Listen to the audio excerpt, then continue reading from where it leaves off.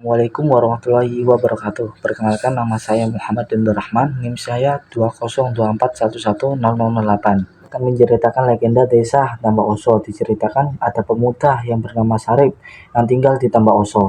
Pada masa kehidupan Sarip, wilayah Tambak Oso dibagi menjadi dua, yaitu bagian timur dan barat. Bagian barat Tambak Oso dikuasai oleh seorang pesilat jago yang bernama Paldi, yang dikenal karena senjata andalannya yang bernama Jagang Penceman. Sementara bagian timur dikuasai oleh Sarip. Diceritakan pada saat itu ayah Sarip meninggal ketika Sarip masih kecil. Ayah Sarip merupakan seorang pejuang dalam perang di Ponorogo. Sejak kematian itu, Sarip kecil berada dalam pengasuh ibunya yang penyayang. Diceritakan pula bahwa ayah Sarip memiliki ilmu batin dan ilmu kanuragan. Ketika melakukan semedi di gua-gua sungai yang membelah dusun Tambak Oso, ia memperoleh tanah merah yang membuat Sarip menjadi sakti. Sarip tidak pernah melupakan masa-masa penuh haru yang ia jalani bersama ibunya. Di kalangan masyarakat miskin lingkungannya, Sarip dikenal sebagai sosok yang penuh perhatian. Masyarakat miskin saat itu menjadi korban pemungutan pajak Belanda dan antek-anteknya. Dendam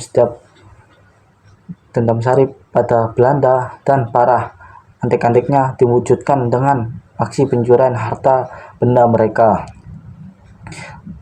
untuk bisa dibagikan kepada orang-orang yang membutuhkan.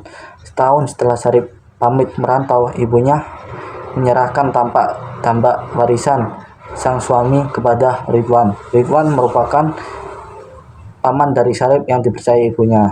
Antara keduanya dibuatlah perjanjian yang menyatakan Ridwan akan membayar pajak tambak semuanya, ibu Sarip mendapatkan bagian sekedarnya dari hasil tambak. Dalam perjalanan Ridwan tak mendapati janji itu. Ridwan diam-diam membuat perjanjian rahasia dengan seorang pejabat Belanda bernama Kapten Hasen. Disitulah Sarip marah dan ingin membunuh pamannya. Namun pamannya sempat kabur dan menyewa Paldi untuk melawan Sarip. Disitulah terjadi pertarungan hebat.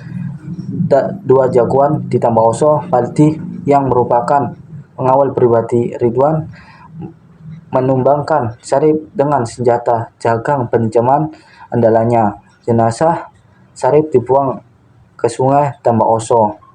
Keesokan harinya, ibunya Sarip yang sedang mencuci di sungai terheran-heran dengan air sungai yang mulai berwarna merah.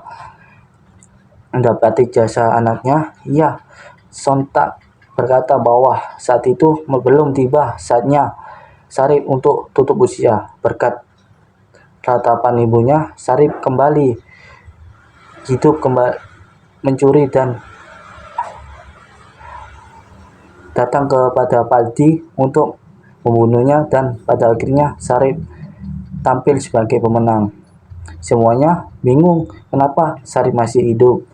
Pada akhirnya Belanda tahu kalau itu berkat ibunya. Pada akhirnya Belanda beserta antek-anteknya membunuh ibu Sarip. Disitulah akhirnya Sarip terbunuh dan tidak bisa hidup lagi. Sekian dari saya. Wassalamualaikum warahmatullahi wabarakatuh.